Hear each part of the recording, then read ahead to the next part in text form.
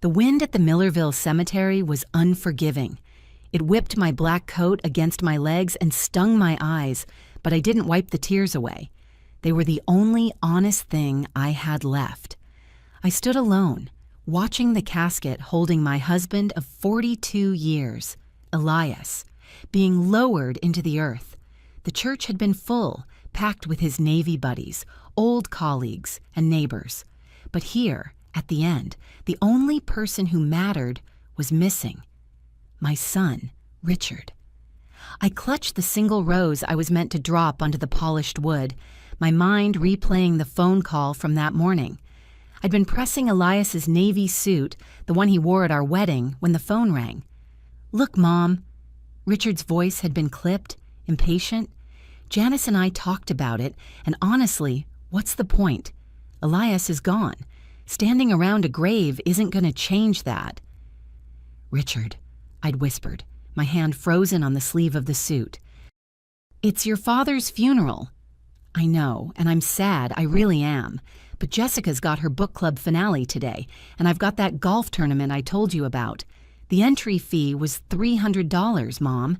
It's non-refundable. I can't just throw that away." $300.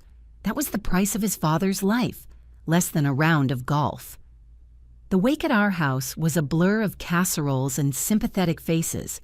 Elias's old commanding officer, Admiral Pierce, a man with a chest full of ribbons and eyes that had seen too much, took my hands.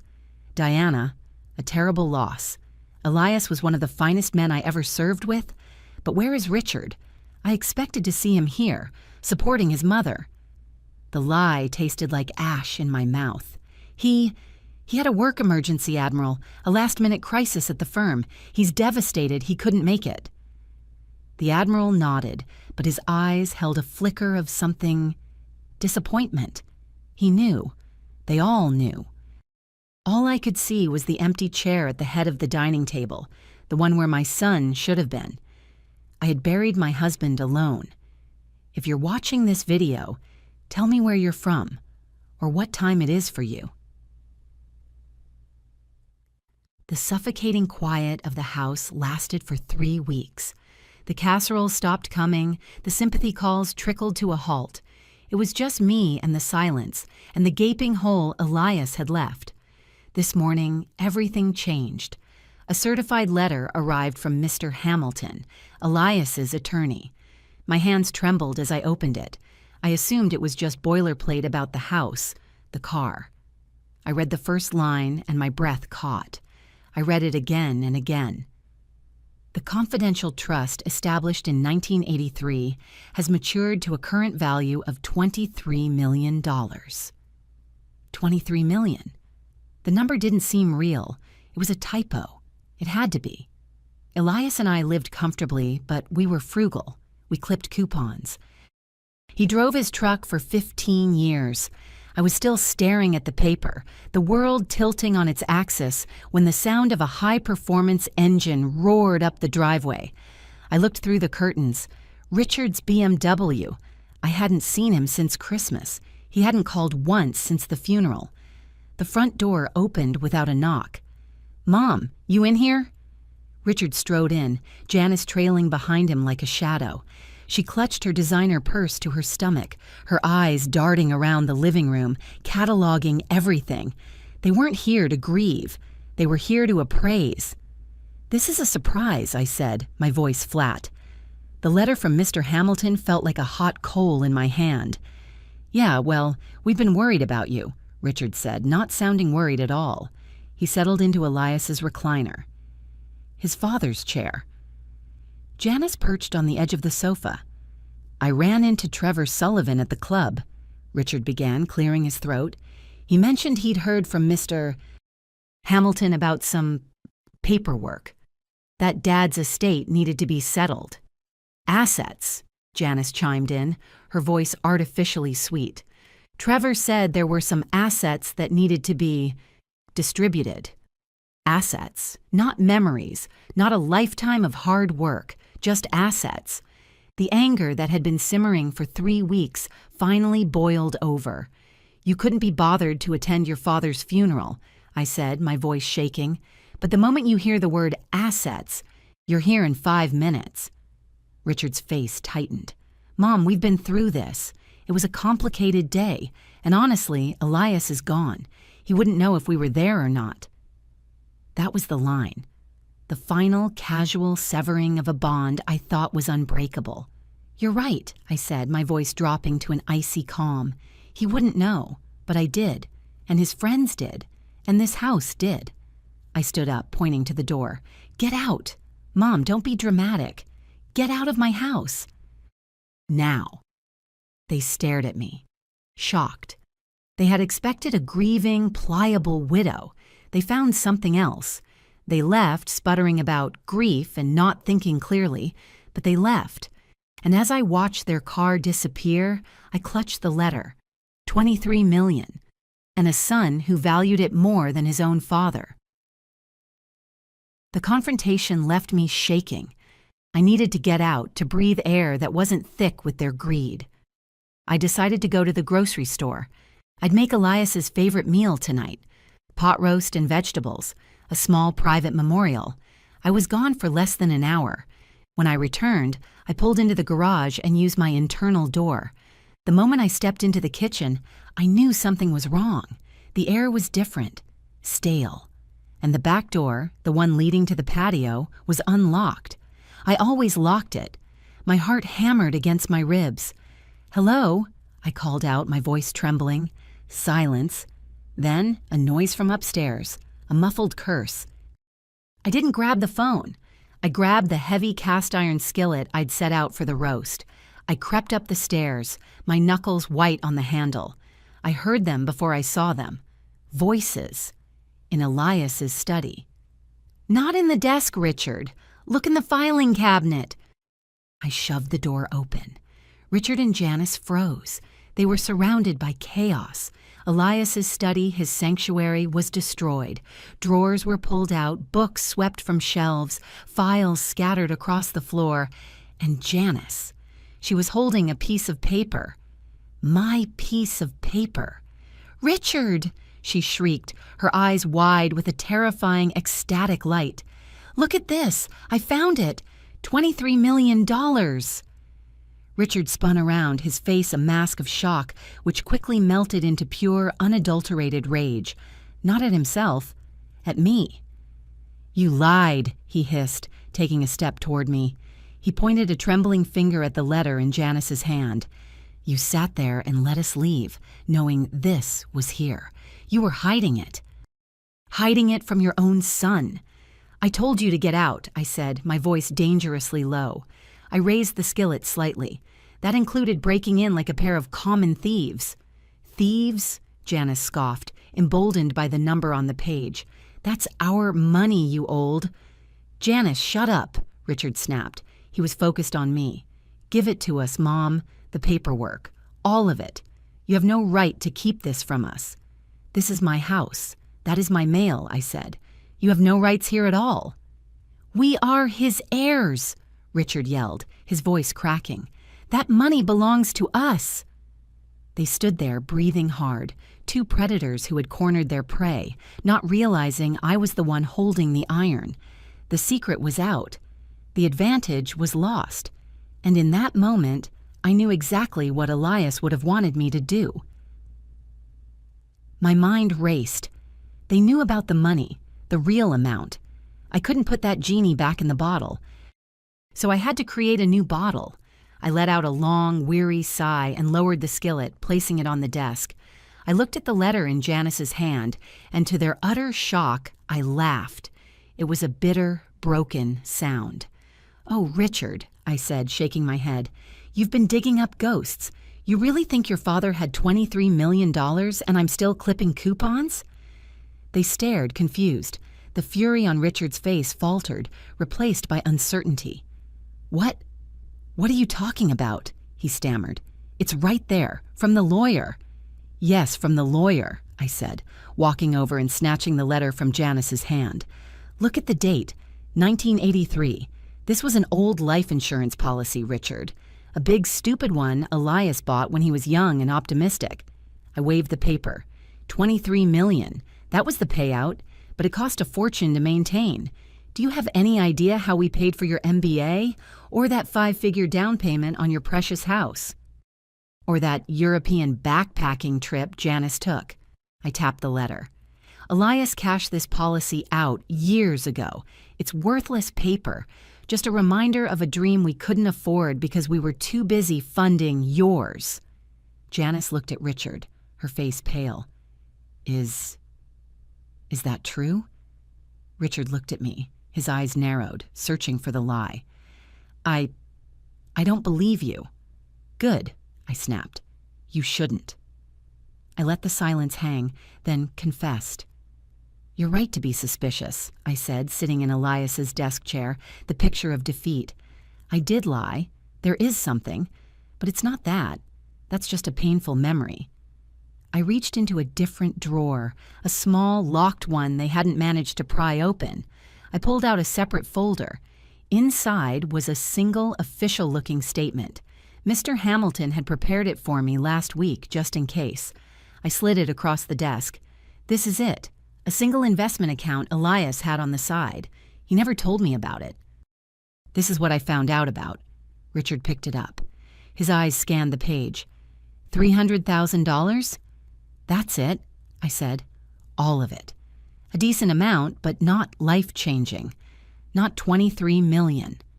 He looked from the statement to me, then back to the statement. He was processing. This felt real. This felt manageable. 300,000, he repeated, his mind already spending it.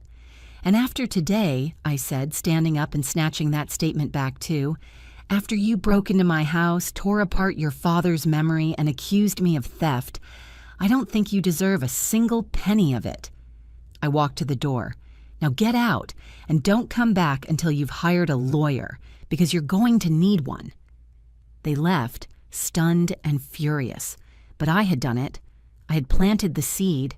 They left convinced of two things, that I was a bitter old woman lying to them, and that there really was a $23 million fortune to fight for. The $300,000 was just bait, and they had taken it. The siege began the next morning. My phone started ringing at 7:00 a.m. Richard. I ignored it. It rang again at 7:15. Richard. I let it go to voicemail.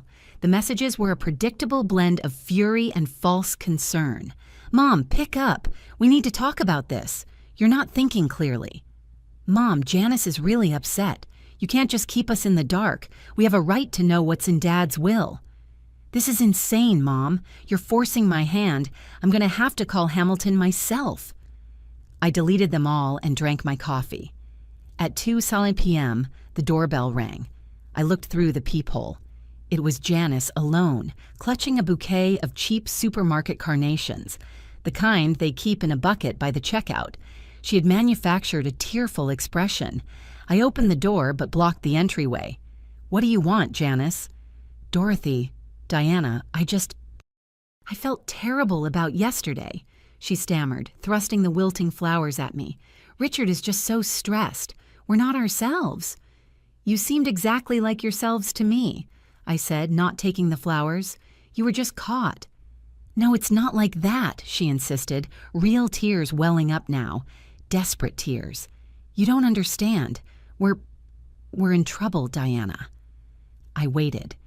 It's the student loans, she whispered, the facade crumbling, my master's degree and the car payments. And the mortgage is adjustable. We're drowning, Diana. We've been robbing Peter to pay Paul for months. Finally, the truth. So when Richard heard assets, I finished for her. It felt like a lifeline, she admitted, her head hanging. And then when we found that letter, $23 million, it felt like all our problems were solved. My husband's death was your financial solution, I stated. It wasn't a question. No. I just mean, you're only here because you think there's money, I said, my voice hard as stone. You came here with cheap flowers and fake tears to try and manipulate me. You failed. Get off my porch. Diana, please. Get out, I said, and closed the door in her face. The phone rang exactly 10 minutes later. It was Richard. He wasn't pretending to be concerned anymore. "What the hell did you say to my wife?" he roared. "She came to you to apologize and you attacked her." "Your wife came here to fish for information," I said calmly. "She admitted you're broke and you're counting on your dead father's money to save you. It's pathetic." "We are family," he shouted. "You can't punish us forever just because I missed one stupid ceremony." "It wasn't a ceremony, Richard. It was your father's funeral, and this isn't a punishment. It's a consequence." I hung up. The house was quiet again, but it wasn't a peaceful quiet. It was the silence of a battlefield between skirmishes. The next move in their campaign was more insidious. My phone rang on Thursday. It was Martha from the downtown post office. Martha had known Elias for 30 years and had known Richard since he was in diapers. "Diana, honey, just wanted to give you a heads up," she said, her voice low. "That boy of yours was just in here." My stomach tightened. "Oh?" "Mm-hmm. He was trying to be all charm, asking if you'd received any other certified mail. Specifically, he was asking if anything else had come in from a law firm, trying to see if you'd been sent new documents." "What did you tell him?" Martha cackled. "I told him that U.S. mail is federal property and asking about someone else's mail is a federal crime. I told him if he was so concerned, he should try talking to his mother instead of skulking around. He left looking like I'd slapped him." "Thank you, Martha." "I appreciate it. You take care, Diana. Elias was a good man. Don't let that boy and his tacky wife walk all over you." So they were still hunting for the $23 million. They didn't believe my story about the cashed-out policy. The $300,000 bait wasn't enough. They wanted the whole fantasy. On Saturday morning, Janice returned. This time, she was dressed down in jeans and a faded sweater, a desperate attempt to look relatable. She was holding a Tupperware container. I brought you these," she said, holding them out. It's Richard's grandmother's oatmeal cookie recipe." I almost laughed. Elias's mother had been dead for 15 years, and Janice had never shown the slightest interest in her, let alone her recipes. I opened the container. They were clearly from the bakery section at the grocery store, but this time I played along. "That's very thoughtful, Janice. Come in. I was just making coffee." She looked stunned but relieved as she followed me to the kitchen. This was a new strategy. "You've kept everything so nice, Diana," she said, looking around. It's such a big house for one person. All this upkeep, it must be overwhelming." Here it was, the concerned troll. "I manage," I said, pouring water into the coffee maker. "I just worry about you," she pressed on, laying it on thick. "All alone here with all these memories. Maybe it would be healthier to downsize, get a nice condo, something more manageable. You could use the money from the sale to travel." "You're right," I said, turning to face her. Her eyes lit up. "I am right," I continued, leaning against the counter. "It is too big. I've been thinking about it a lot. I'm calling a realtor on Monday. I think Florida.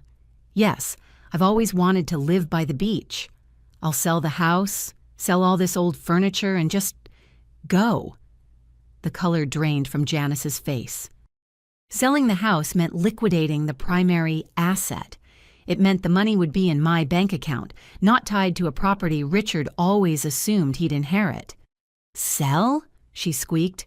But this is the family home. Richard's memories. You can't just sell it to strangers." "It's my home, Janice," I said, my voice even. "Elias left it to me, and you and Richard are the strangers here. Now, if you'll excuse me, I don't want these homemade cookies to spoil my appetite for lunch." Janice stared at me, her mask completely gone. All that was left was raw, naked panic. She finally understood. I wasn't a grieving victim. I was in control. She practically fled, leaving the cookies on the table. On Monday morning, I was sitting in the leather-bound office of Mr. Hamilton. His firm occupied a converted Victorian house on Main Street, the same building where Elias and I had signed our first mortgage. Mr. Hamilton was a third-generation Millerville man, sharp as a tack but with an old-world sense of decency. He poured me a cup of coffee. Diana, again my deepest condolences.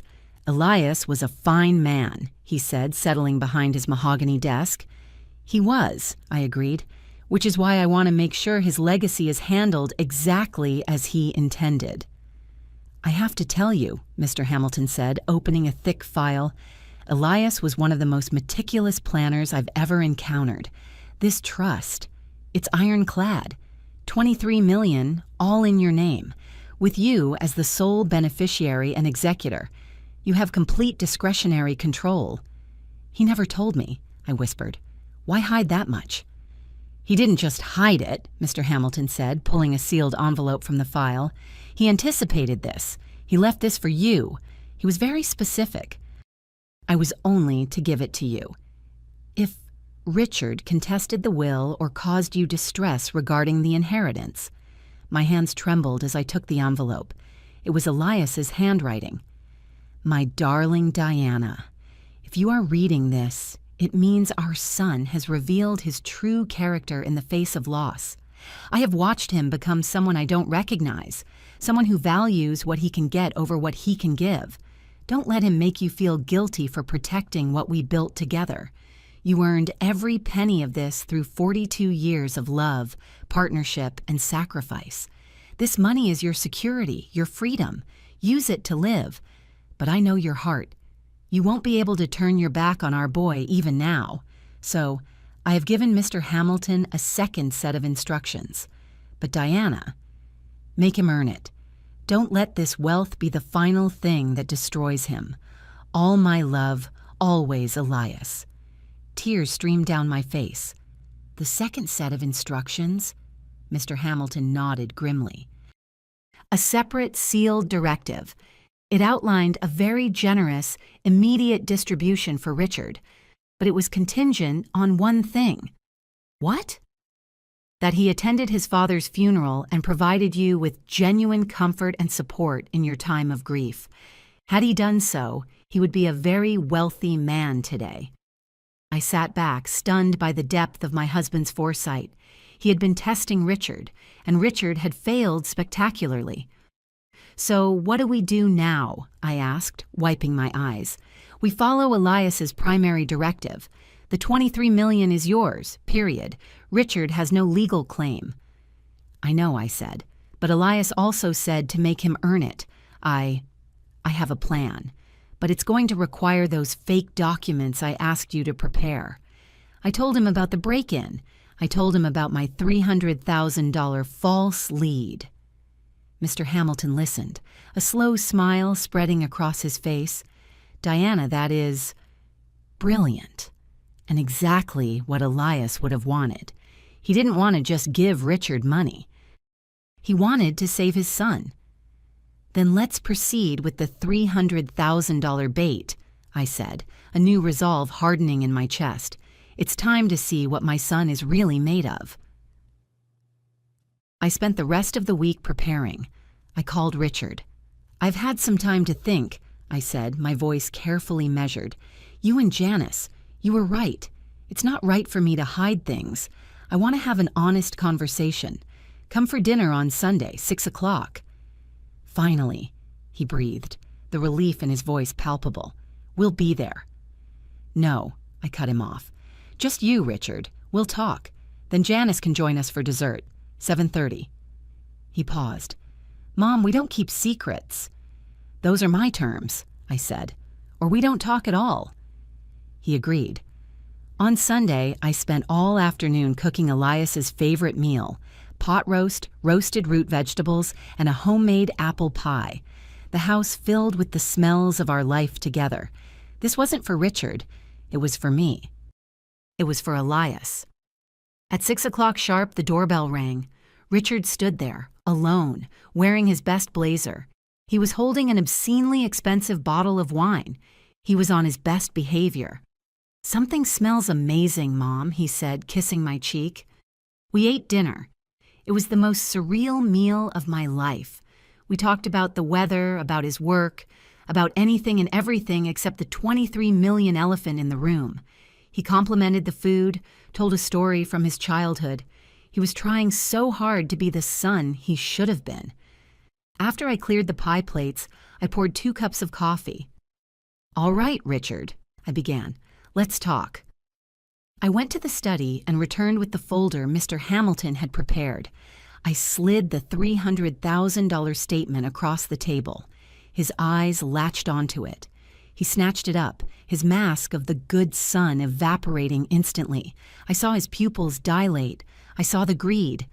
"Mom, it's what I told you about," I said. "A $300,000 investment account. This changes everything," he whispered, his hands visibly shaking. We could pay off the house, the debts. We could—" "Stop," I said. He looked up, startled. "It's not that simple. Your father, he didn't just leave money. He left conditions. The money is locked in a trust." His face fell. What kind of conditions?" This was it. I improvised, drawing on Elias's character. He was very specific. He called it a moral character clause.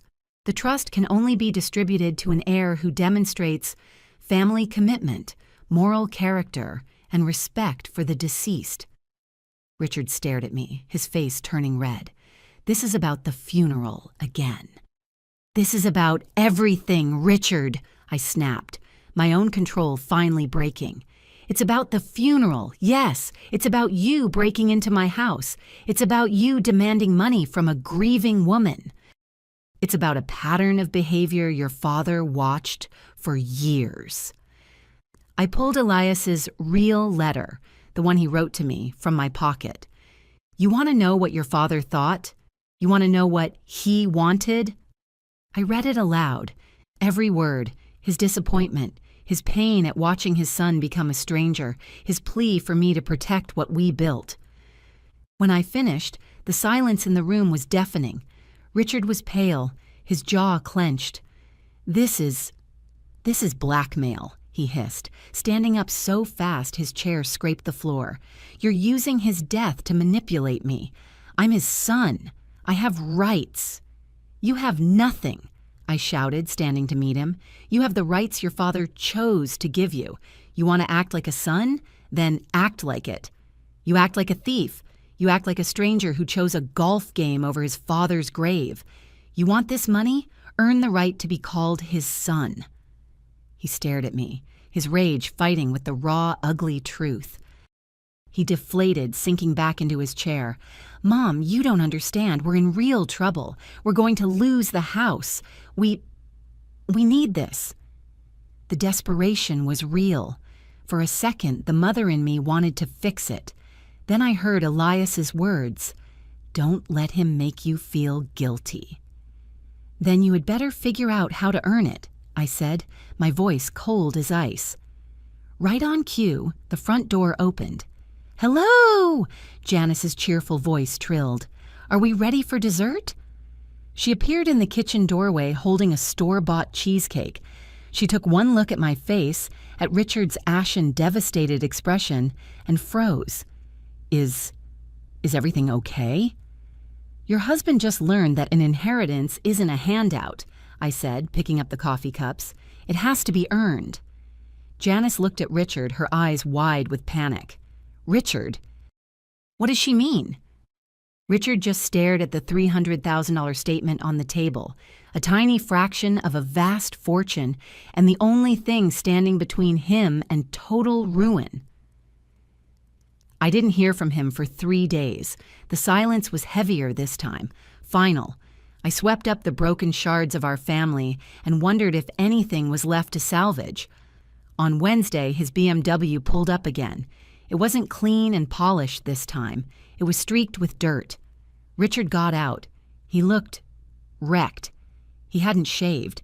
His expensive blazer was gone, replaced by a wrinkled shirt. He walked to the door, not with his usual swagger, but with the slow, heavy tread of a defeated man. He knocked. Softly. I opened the door. He didn't try to come in, he just stood on the porch. "Mom," he said, his voice raw, "Janice left me." I stepped back, holding the door open. He walked in and slumped at the kitchen table, burying his face in his hands. I made coffee without a word. "Well, what happened?" I finally asked, setting a mug in front of him. He looked up, his eyes red-rimmed.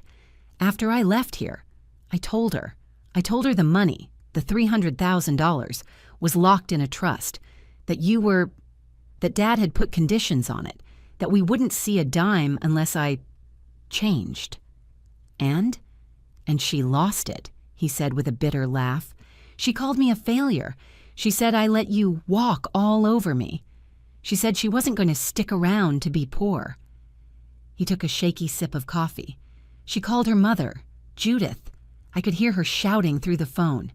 'He's worthless, Janice, I told you. Cut your losses and come home.' So she did. She packed her designer bags and left. Said she'd have her lawyer contact me about the house." He stared into the mug. "She thought I was her ticket. First she thought it was $23 million, then she thought it was $300,000. When she found out it was zero, she was gone." This was it. This was rock bottom. No wife, no house, no money. Just the consequences of his own choices, sitting at my kitchen table. He was quiet for a long time, just staring at the wood grain on the table. "It wasn't about the golf tournament," he said suddenly, his voice barely a whisper. "I waited. The $300 fee, that was real, but I could have gotten it back, or I could have just lost it. It didn't matter." He finally looked up at me, and for the first time, I didn't see the greedy stranger. I saw the little boy who used to hide behind my legs. "I was scared, Mom," he confessed, and his voice cracked. "I was terrified of seeing him in the box, of all those people looking at me, expecting me to be strong, to be the man of the family." Tears streamed down his face, genuine and agonizing. I felt like a kid. I felt like I was falling apart, and I couldn't let you see that. I couldn't be what you needed. "So I ran," he choked out. "I ran to a golf course. I ran to Janice." I made up excuses. It was easier than facing it. Easier than saying goodbye. "Oh, Richard," I said, my own eyes filling. I reached across the table and finally took his hand. "I know," he sobbed, gripping my hand like a lifeline. "I know I let you down. I let you stand at that grave alone because I was a coward. I let him down." He fumbled in his pocket and pulled out a small, worn object. It was Elias's old Navy compass. "I found this in my old room," he said, his fingers tracing the brass. "Dad gave it to me when I graduated. He said it would always help me find my way if I got lost." He closed his fist around it. "I think I've been lost for a very, very long time, Mom. I'm so sorry." The words I had been waiting for.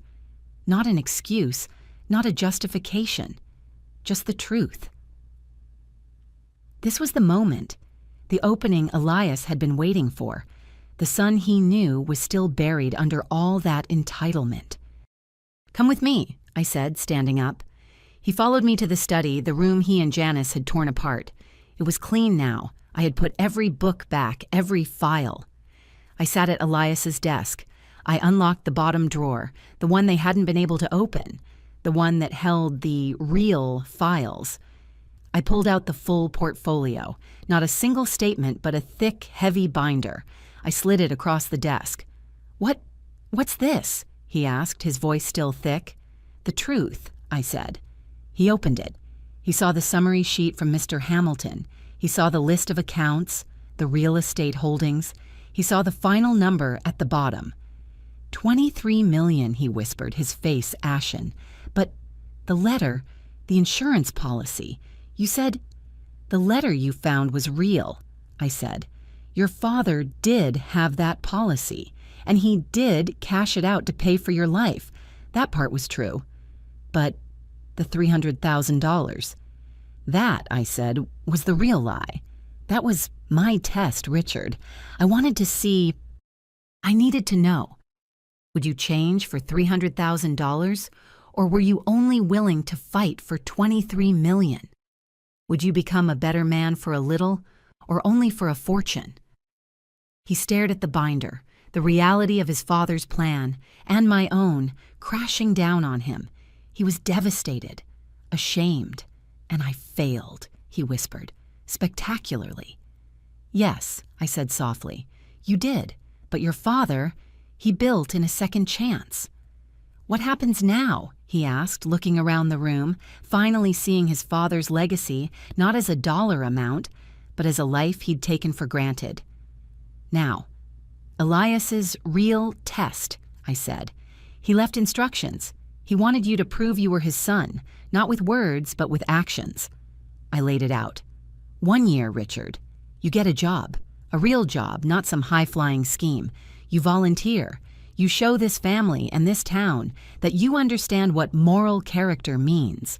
You take care of this house. You take care of me. Not because you'll get $300,000. Not because you'll get $23 million, but because it's the right thing to do. I leaned forward. You do that. You prove you are the man your father raised you to be. And at the end of that year, we'll talk about what he really left for you. He looked from the compass in his hand to the $23 million portfolio on the desk. He took a deep breath, the first steady one since he'd arrived. Okay, Mom, he said, closing the binder and pushing it back to me. Okay, I'll do it. Richard moved back into his childhood bedroom that day. He sold the BMW for a fraction of what he'd paid, just to have enough cash to settle his most immediate debts. The next morning, I watched from the window as he walked downtown. He came home that evening, his shoulders slumped, but his eyes clear. Well, I asked. I got a job, he said, tossing his keys, now just a single car key for Elias's old truck, onto the counter. I'm starting tomorrow at Morton's Hardware. Morton's, sweeping floors and stocking shelves for minimum wage, in a town where he used to be a high flyer. I just nodded. Dinner's at 6. The months that followed were the hardest of his life. I saw him come home, his hands blistered and stained with paint. His old boss from the golf club saw him loading bags of cement into a customer's car and scoffed at him. Richard just nodded and said, "Have a nice day, sir." He didn't complain. He just worked. On weekends, he didn't go golfing. He went to the Millerville Food Bank. He hauled crates, sorted cans, and listened to people's stories. He fixed the leaking faucet in my bathroom that I'd been ignoring. He restained the back deck. He mowed the lawn without being asked. He drove me to my doctor's appointments in Elias's old truck. He sat in the waiting room and read a paperback, not staring at his phone. He started talking about Elias, not about the money, but about him. Remember when Dad tried to teach me to fish out at the lake? He asked one night over dinner, and I got the line tangled in that overhead branch. He spent an hour climbing that tree to get your lure back, I smiled, remembering. Yeah, Richard said quietly, staring into his plate. He did. He was changing, slowly, painfully, but genuinely. He was becoming the man his father had always hoped he'd be. 6 months into his year, the doorbell rang. I opened it to find Janice. I almost didn't recognize her. The designer clothes were gone, replaced by worn-out maternity wear. Her hair was lank, her face pale and thin, and she was, unmistakably, pregnant. She looked past me, her eyes finding Richard, who was standing in the hallway covered in drywall dust from a project in the den. "Richard," she whispered. "Janice," he said, his voice flat. "What are you doing here?" I need to talk to you. To both of you," she said, her eyes pleading. "Please." We sat at the kitchen table, the same table where Richard's life had fallen apart. "It's yours, Richard," she said, placing a hand on her swollen belly. "I'm about 5 months. The timing, it's yours." Richard just stared, his face pale. "My mother." She kicked me out, Janice continued, the words tumbling out. When she realized there was no money, not the $23 million, not even the $300,000, she said I was a failed investment. She kicked me out. I've been staying with a friend. I have no job, no insurance. I can't afford prenatal care. She looked at me, then at Richard, her eyes desperate. I know I have no right to ask you for anything, but this baby needs help. I watched my son. I saw the storm in his eyes. The old Richard would have seen an angle, a way to use this. The old Richard would have run to me, demanding I fix it with the trust money. He was silent for a full minute. Janice, he said finally, his voice quiet but firm. I'm working at Morton's Hardware. I make $9 an hour. I'm living in my childhood bedroom. I have nothing. Janice's face fell. She had been holding out hope. But, he continued, that baby is my responsibility. I will support my child.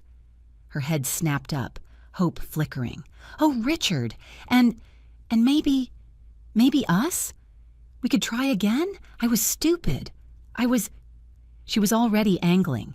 Stop, Janice, Richard said. Just stop. You're here because you're destitute. Let's be honest. He looked at me, then back at her. I will give you what I can from my paycheck for medical bills, because that is my responsibility. But the inheritance you're dreaming of, it's my mother's. It will always be my mother's. I am not and will never be your meal ticket. He stood up. If you want me, the guy who stocks shelves and lives with his mom, I'm here. If you're looking for a wallet, I'm not him. Janice stared at him, the last glimmer of her financial dreams dying. She had come back for a provider, but she had found a father, and it wasn't what she wanted. Janice left. She didn't want the man. She'd only wanted the money. 2 weeks later, an envelope arrived. Divorce papers. Richard opened them at the kitchen table. He read through them, his face getting tighter and tighter. What is it? I asked. He threw the papers on the table. She's demanding I sign away my parental rights. What? It's right here, a clause. I give up the baby, no questions asked, and in return, she won't sue for child support. He looked at me, his eyes blazing with a righteous fury I'd never seen in him. But that's not all. Her mother's fingerprints are all over this. The lawyer's letter says if I don't sign, Judith will personally fund a lawsuit for maximum child support based on my expected future inheritance. They're still hunting the $23 million, I breathed. They were threatening to use his own child as leverage to get to my money. She wants me to abandon my child, Richard said, his voice shaking with rage. The same way I abandoned Dad. She thinks I'm still that guy, that I'll trade my own kid for a clean break. He picked up the papers. What are you going to do?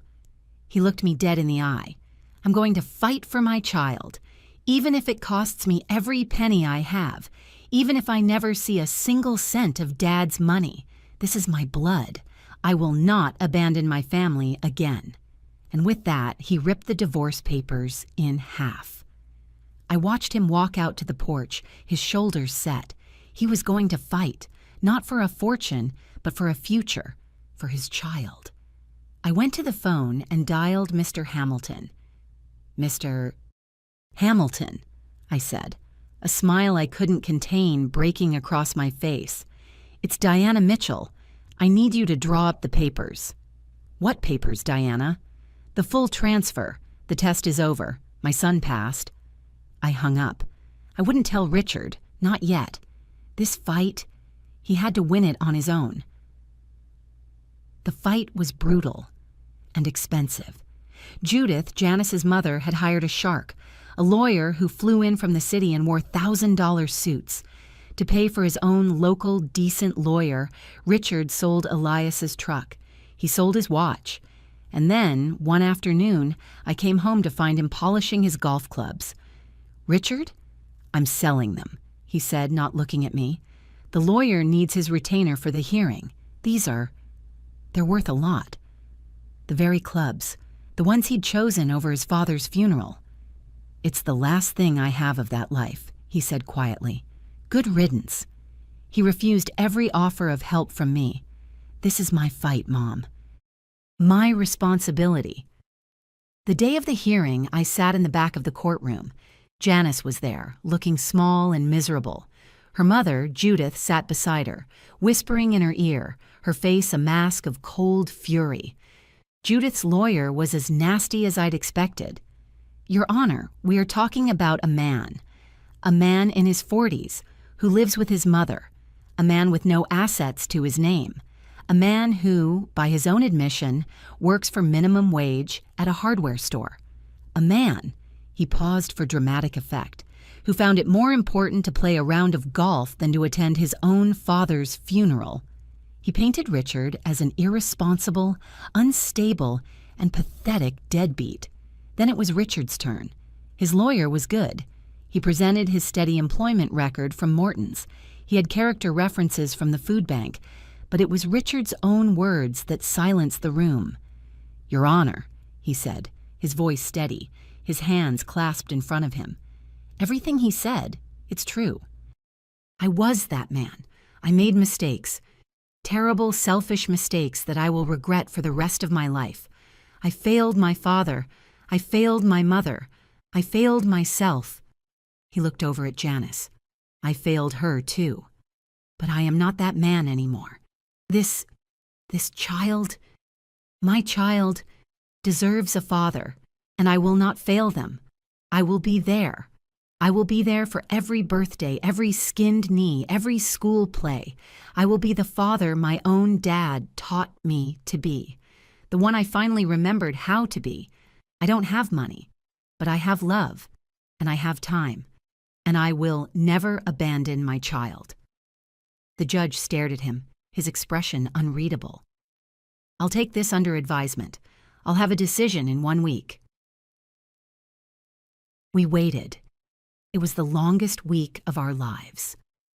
We were back in the courtroom. The judge was shuffling his papers, preparing to read his ruling.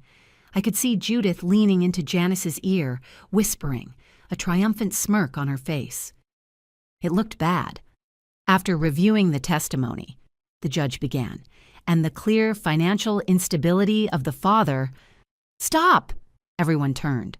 Janice was on her feet, her face stained with tears. "Stop! He's lying!" "Janice, sit down," Judith hissed, grabbing her arm. "No," Janice ripped her arm away. "Your Honor, I have to, soon-to-be, Miss," the judge said, clearly annoyed. "Your counsel has already spoken." "I fire him," Janice said, pointing at the shark lawyer. "I fire him. He works for her." She pointed at her mother. The courtroom erupted. "Your Honor, please," Janice begged, walking to the front. "Richard, he's telling the truth. He has changed. I was pushed into this." "Pushed by whom?" the judge asked, his voice now dangerously quiet. "By my mother," Janice sobbed. She's been controlling me. She said this was our last chance, that Richard's family was rich and we had to secure the baby to get paid. "That is a slanderous accusation," Judith's lawyer shouted. "Then read these," Janice said, pulling her phone from her pocket. She handed it to the bailiff. "Read the texts. From my mother. He'll get the 23 Mahlers eventually. Secure the baby and we get paid for life. Tell them he's unstable. We'll drain them dry." The judge read the texts. His face turned to stone. He looked at Judith, whose face was white with rage. He looked at Janice. "And what do you want, Ms.?" I just want my baby to be safe," Janice whispered. "I know I messed up. I know I was awful. But Richard, he's a good man. He'll be a good father. He deserves to know his child." It was the bravest, most honest thing she had ever done. She had just torpedoed her own case and her relationship with her mother, to tell the truth. The judge looked at Richard. He looked at the texts. "Case dismissed," he said, slamming his gavel, "due to clear and outrageous witness tampering and financial blackmail on the part of the plaintiff's mother. Custody will be joint 50-50, with a step-up plan as the child ages. Good luck to you both. You're going to need it." Richard walked out of the courtroom in a daze. He had won. He was going to be a father. That night, we celebrated. I made the pot roast again. We ate, and Richard talked. He was terrified, but he was excited. He was already planning where the crib would go in his old room. After dinner, I led him back to the study. "You've proven yourself, Richard," I said. Not to me, to him. I handed him one final envelope. It had been in the desk drawer for a year. It was Elias's handwriting addressed to my son. He opened it with trembling hands. "My dear son, if you are reading this, you have found your way. I know you. I know your heart. I also know your flaws. I knew you would be tested, and I knew you would fail, but I also knew you would get back up. This money, it was never the prize. It was the burden. It was the test. It was my last desperate attempt to show you what truly matters.